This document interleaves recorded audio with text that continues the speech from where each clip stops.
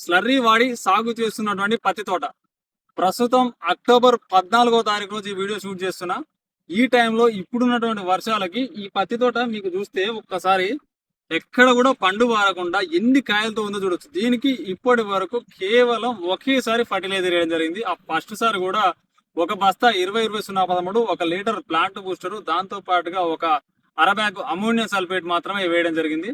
అయినా కూడా దీనికి పూర్తిగా ఇప్పటికీ 6 సార్లు స్లర్రీ బారించడం జరిగింది. ఈ వర్షాలకు కూడా తట్టుకొని నల్లరేగడి భూమిలో పత్తి చేను చూడొచ్చు మీరు ఎంత క్వాలిటీగా ఉందో.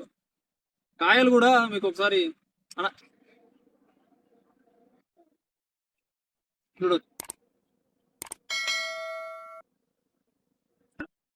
మోనో ఎస్పేడ్ ప్లాంట్ బూస్టర్ ఫస్ట్ స్ప్రే, రెండో స్ప్రే వచ్చేసి రాన్ఫిన్ మల్టీమిన్ రక్ష, మూడో స్ప్రే వచ్చేసరికి మళ్ళీ మోనో ఎస్పేడ్ లాన్సర్ గోల్డ్ కూడా కాదు ఎస్పేడ్, మోనో ఎస్పేడ్ Lancer Gold flower booster Multimin.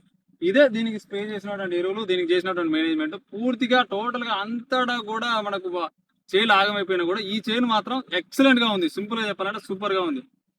Slurry వాడుకునే ఆప్షన్ ఉన్న వాళ్ళు పత్తి పంటకు కూడా నిర్మమాటంగా వాడుకోవచ్చు. పుచ్చు అనేది ఎక్కడ లేదు, చెట్టు కూడా క్వాలిటీ ఉంది. చూస్తే మీకు అర్థమైపోతుంది. జై హింద్, జై జవాన్, జై కిసాన్.